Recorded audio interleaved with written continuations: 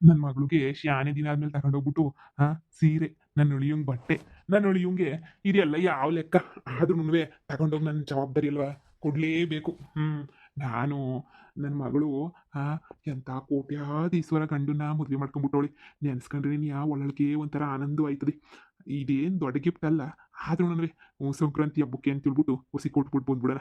ನನ್ನ ಮಗಳಿಗೆ ಸೀರೆ, ನನ್ನ ಅಳಿಯಂಗೆ ಪಂಚೆ, ಆಮೇಲೆ ಶರ್ಟು ಎಲ್ಲ ಕೊಟ್ಬಿಟ್ಟು ಬರ್ತೀನಿ. ಹ್ಮ್ ಇನ್ನು ಸ್ವಲ್ಪ ದಿನ ಅಷ್ಟೇ ನನ್ನ ಮಗಳು ಇಲ್ಲಿರೋದು.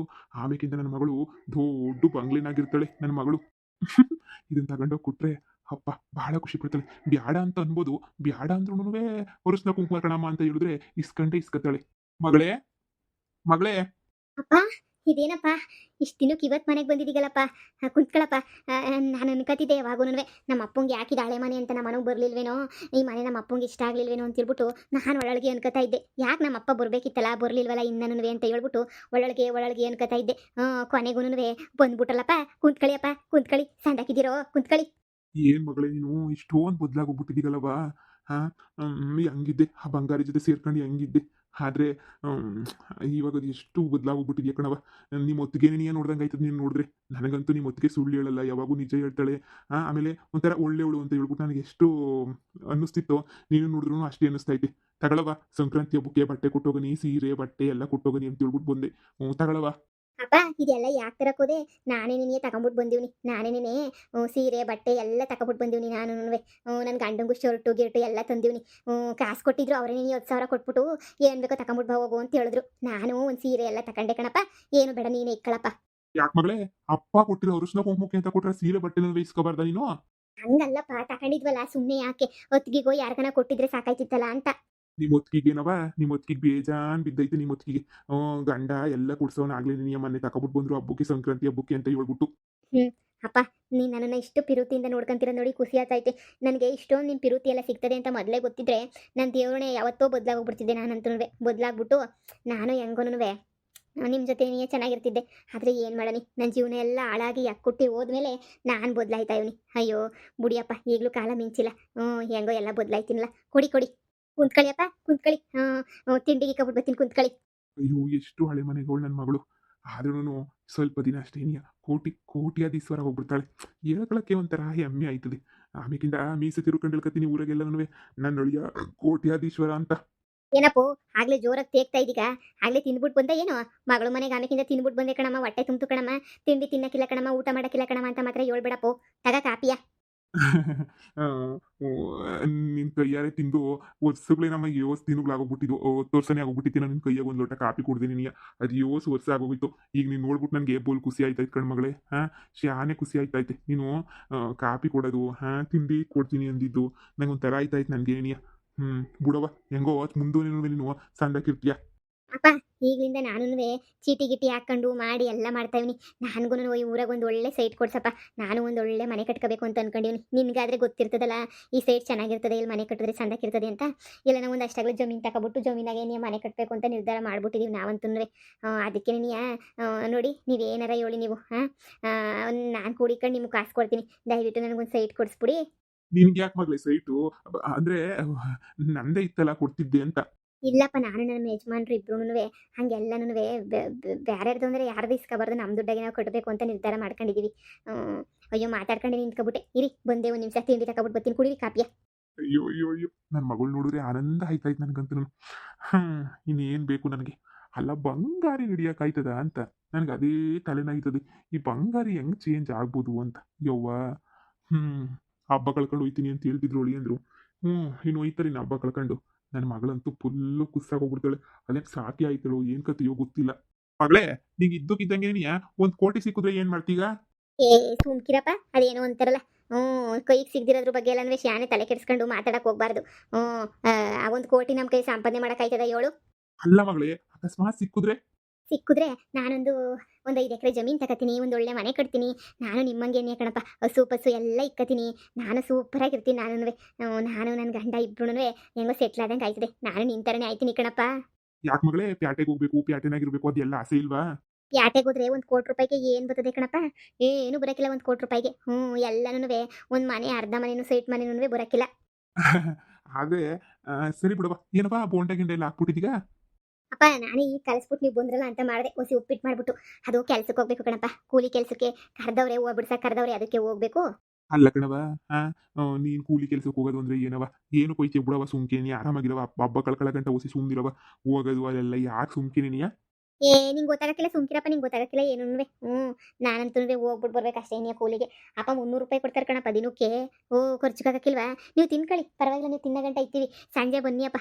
ಸಂಜೆ ನಿಮ್ಗೋಸ್ಕರ ಸ್ಪೆಷಲಾಗಿ ಮಾಡಿರ್ತೀನಿ. ಇವತ್ತು ಸೋಮವಾರ ತಿನ್ನಲ್ವಲ್ಲ ನಾವು ಚಿಕನ್ನು, ಅದಕ್ಕೆ ಏನು ಮಾಡಲ್ಲ. ನಾಳೆ ಬನ್ನಿ ಅಪ್ಪ, ನಿಮ್ಗೆ ಒಳ್ಳೆ ಬಿರಿಯಾನಿ ಮಾಡ್ಕೊಡ್ತೀನಿ. ಸರಿ ಮಗಳೇ, ಆಯ್ತು. ನೀನ್ ಹೇಳ್ದಂಗೆ ಆಯ್ತು ಬಿಡವ. ಸರಿಯಪ್ಪ ಕೂಲಿಗೆ ಹೋಗ್ಬೇಕಲ್ಲ ಯೋಸಿತಾ, ನಾನು ಮಠ ಈಗ ತೊಳ್ಕೊಂಡು ರೆಡಿ ಆಯ್ತೀನಿ. ನೀವು ತಿನ್ಕೊಳ್ಳಿ. ನಮ್ಮ ಯಜಮಾನ್ರದ್ದು ಎಷ್ಟು ಖುಷಿ ಪಡ್ತಾರೋ ಏನೋ. ನೀವು ಬಂದಿರೋದು ನೋಡ್ಬಿಟ್ಟು ಎಲ್ಲಮ್ಮ ನಿಮ್ಮ ಅಪ್ಪ ಬರಲೇ ಇಲ್ಲ ಅಂತ ಅಂತಿರೋರು ಅವಾಗವಾಗ. ನೀವು ತಿನ್ಕೊಳ್ಳಿ, ನಾನು ರೆಡಿ ಆಯ್ತೀನಿ. ಮಗಳೇ, ಇದೆಲ್ಲ ಶಾಶ್ವತ ಅಲ್ಲ, ಕ್ಷಣಿಕ.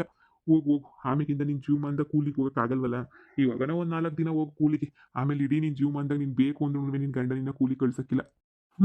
ನೋಡ್ದ, ದೇವರು ಎಲ್ಲೆಲ್ಲಿ ಯಾರ್ಯಾರ ಹಣೆ ಬರಹನ ಹೆಂಗಿಕ್ಕಿರ್ತದೋ ಮೊದ್ಲು ಕಷ್ಟ ಕೊಡ್ತಾನೆ, ಆಮೇಲೆ ಸುಖ ಕೊಡ್ತಾನೆ. ಒಬ್ಬರು ಮೊದ್ಲು ಸುಖ ಕೊಡ್ತಾನೆ, ಆಮೇಲೆ ಕಷ್ಟ ಕೊಡ್ತಾನೆ. ಒಂದೊಂದ್ ಅಲ್ಲ. ಜೀವನ ಹಿಂಗೆ ಇರಕ್ಕಿಲ್ಲ, ಒಂದೊಂದ್ಕಿಂತ ಒಂದೊಂದ್ ಹೂವು ಕೊಯ್ಯೋ ಕೆಲಸ ಎಷ್ಟು ಸುಲಭ ಅಲ್ವಾ? ಹೆಂಗೊನ್ವೆ ಮಾಡ್ಬೋದು. ಈ ಅಕ್ಕೋರು ಶಾಣೆ ಸಖತ್ತಾಗಕ್ಕವ್ರೆ. ಹೂವು ಮಾತ್ರ ನೋಡಿ ಏನು ಸಖತ್ತಾಗಿ ಬಂದವೆ.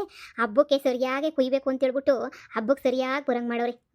ನೋಡು ಎಷ್ಟು ಚೆನ್ನಾಗಿ ಬಂದ ಹೂವು ಮಾತ್ರ. ಹೋಗ್ಬೇಕಾದ್ರೆ ನಾವು ಒಂದು ಅರ್ಧ ಕೆಜಿ ಇಸ್ಕೊಂಡು ಹೋಗ್ಬೇಕಲ್ವೇ? ನಮಗೂ ಹಬ್ಬಕ್ಕೆ ಪೂಜೆಗೆಲ್ಲ ಬೇಕಾಯ್ತದೆ. ಬಲ್ ಸಂದಕವು ನೋಡು. ನಮ್ಮ ಹೊತ್ತಿಗೆಗೂ ಹೇಳ್ಬೇಕು ತಕಳಿ ಸಂದಕೈತೆ ಅಂತ. ಮನೆ ದೊಡ್ಡದಾಗೈತಲ್ಲ ಅವ್ರ ಮನೆ. ಹೆಂಗೋನುವೆ ಆರಾಮಾಗಿ ನಮ್ಮ ಹೊತ್ತಿಗೆ ಇನ್ನು ಸಣ್ಣಕ್ಕೆ ಹೂನ ಹಾರ ಅವು ಇವು ಮಾಡಿ ಹಾಕ್ತಾರೆ. ಏನು ಮಾರ್ಕೆಟ್ಗೆ ಹಾಕ್ತಾರಂತ ನಾಳೆಗೆ ಹಾಕ್ತಾರೆ ಅನ್ಸುತ್ತಲ್ವಾ? ಏನು ಕೆಜಿ ಲೆಕ್ಕ ಕೊಡ್ತಾರೋ ಏನೋ ನಮ್ಮ ಕೆಜಿ 50 ಅಂತ ಹೇಳ್ತಾ ಇದ್ರಲ್ಲ, ಅದಕ್ಕೆ ಕೆಜಿ ಲೆಕ್ಕದಾಗೆ ಇದು ಮಾಡ್ತಾರೆ ಅನ್ನಿಸ್ತದೆ. ಇಲ್ಲ ಒಂದೊಂದು ಕೆಜಿ ತಗೊಂಡು ಹೋಗೋಣ ಅಂದರೆ ಸಂಬಳದಾಗ ಮುರ್ಕೋತಾರೆ. ಒಂದೊಂದು ಕೆಜಿ ಯಾಕೆ ಹೇಳು, ಒಂದು ಕಾಲು ಕೆಜಿ ಸುಮ್ಮನೆ ಕೊಯ್ಯಾಗಿ ಇಸ್ಕೊಂಡು ಹೋಗೋಣ.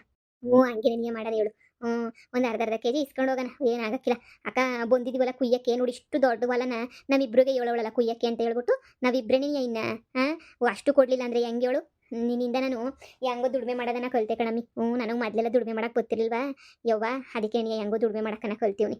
ಕಲಿಬೇಕು. ನೀನನ್ನ ಸಾವುಕಾರ ಮನೆಯಿಂದ ಬಂದಿದ್ದೀಗ, ನಾವು ಬಡವರೇ ನೆನೆಯ, ನಾವು ಎಲ್ಲನೂ ಕಲ್ತಿರ್ಬೇಕು ಜೀವನದಾಗೆ. ಇಲ್ಲ ಆಯ್ತದ ಹೇಳು? ನಮ್ಮ ಜೀವನ ನೆನೆಯ ಇಷ್ಟು. ಕಷ್ಟಪಡಬೇಕು, ತಿನ್ನಬೇಕು, ದುಡಿಬೇಕು, ಇದೇ ನೆನೆಯ ನಮ್ಮ ಜೀವನ. ಹೌದು, ನಮ್ಮ ಅಮ್ಮ ನಾನು ಕೂಲಿ ಕೊಡಿಸ್ತಿರ್ಲಿಲ್ಲ ನಮ್ಮಮ್ಮ. ಆದರೆ ಅದೇ ಅಂತಾರಲ್ಲ ಒಂದೊಂದು ಕಿತ ಹಂಗೆ ಆಯ್ತದ ಅವಾಗ ಇದಕ್ಕೆ. ಬಿಡು ನಮ್ಮ ಮನೆ ಬರಹ. ಆದರೆ ನನ್ನ ಗಂಡ ತುಂಬ ಚೆನ್ನಾಗಿ ನೋಡ್ಕೊತಾನೆ. ನನ್ನ ಗಂಡನ ಬಗ್ಗೆ ನಾನು ಮಾತಾಡಂಗಿಲ್ಲ. ನನ್ನ ಗಂಡ ತುಂಬ ಒಳ್ಳೆಯವನು. ನೋಡಿದ್ರೆ ಅವಣ್ಣ ನೋಡಿದ್ರೆ ಗೊತ್ತಾಯ್ತದೆ ತುಂಬ ಒಳ್ಳೆಯವನು ಅಂತ ಹೇಳ್ಬಿಟ್ಟು. ಅದೇನು ಗೊತ್ತಾ, ಬ್ಯಾರೆ ಹುಡುಗಿರೆಲ್ಲ ಕಣ್ಣು ಹಾಕ್ಬಿಡ್ತಾರೆ. ಚೆನ್ನಾಗವ್ರಲ್ಲ ನೋಡಕ್ಕೆ ನಿಮ್ಮ ಯಜಮಾನ್ರು ಹುಷಾರಾಗಿರು. ನಿಮ್ಮ ಯಜಮಾನ್ರು ಶ್ರೀರಾಮಚಂದ್ರ ಇದ್ದಂಗೆ ಸುಮ್ಕಿರು. ಅಲ್ಲ ಕಣಮ್ಮಿ, ಅಲ್ಲಿ ನೋಡು ನಿಮ್ಮ ಪಕ್ಕದ ಮನೆಯಾಗ ಇರ್ತಾನಲ್ಲ ಅಣ್ಣಯ್ಯ, ಅದೇ ಬಾಡಿ ಹಿಂಗೆ ಬೆಳೆಸ್ಕೊಂಡವನ ಜಿಮ್ ಬಾಡಿ. ಅಲ್ಲಿ ನೋಡು ಅಲ್ಲೇ ನಿಂತ್ಕೊಂಡವನಿ. ನೀನು ಎಲ್ಲಿದ್ರೆ ಅಲ್ಲೇ ಸುತ್ತಮುತ್ತ ಓಡಾಡ್ತಿರ್ತಾನಲ್ಲ, ಅವ್ನು ಕೆಟ್ಟೋನ ಯವ್ವ? ಹೂನಲ್ಲ, ಇಲ್ಲೇ ನಿಂತೈತಿ ಅಣ್ಣಯ್ಯ. ಕೆಟ್ಟನಲ್ಲ, ಬಹಳ ಒಳ್ಳೇನು. ಹೌದಾ? ನಾನು ಸುಮಾರು ಕಿತ ನೋಡಿದ್ದೀನಿ. ಯಾವಾಗೂ ನೀನು ಹಿಂದೆ ಮುಂದೆ ನೀನು ಓಡಾಡ್ತಿರ್ತಾನಲ್ಲ, ಅದಕ್ಕೆ ಕೇಳಿದೆ. ನಿಮ್ಮ ಯಜಮಾನಪ್ಪನ ಫ್ರೆಂಡೇ ಇರ್ಬೋದು, ಆದರೆ ಹೊಸಿ ಹುಷಾರು ಗಂಡುಸ್ರಲ್ವಾ, ಅದಕ್ಕೇನೆ.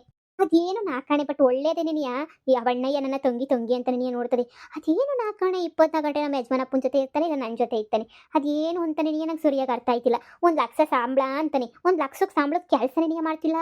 ಆದರೆ ಅವ್ರ ಅಪ್ಪ ಅಮ್ಮ ತುಂಬ ಒಳ್ಳೆಯವರು. ನನಗೆ ನೊಕ್ಲಿ ಸಿರಿನಿಯಾಗಿ ಗಿಫ್ಟ್ ಕೊಟ್ಟೋದ್ರು ಗೊತ್ತಾ?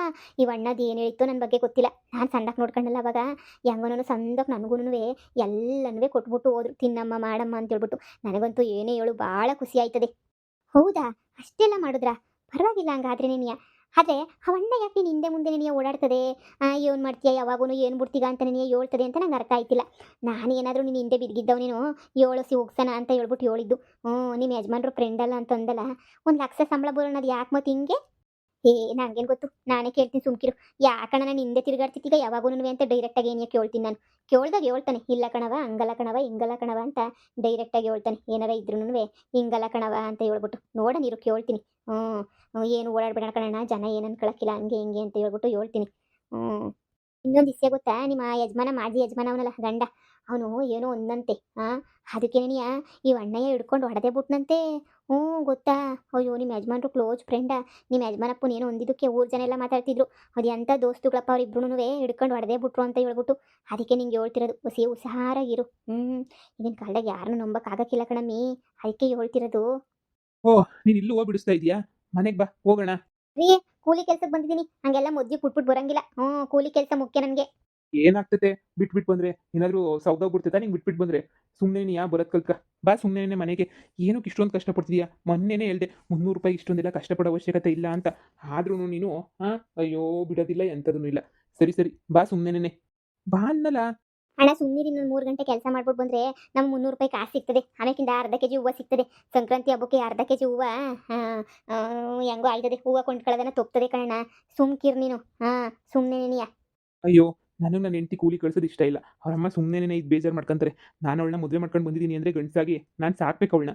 ನೋಡು ಈ ಕೂಲಿ ಕೆಲಸ ಎಲ್ಲ ಬಿಟ್ಬಿಟ್ಟು ಒಂದು ಸ್ವಲ್ಪ ದಿನ ಆರಾಮಾಗನೇ ಇರ್ಬೋದಲ್ವಾ?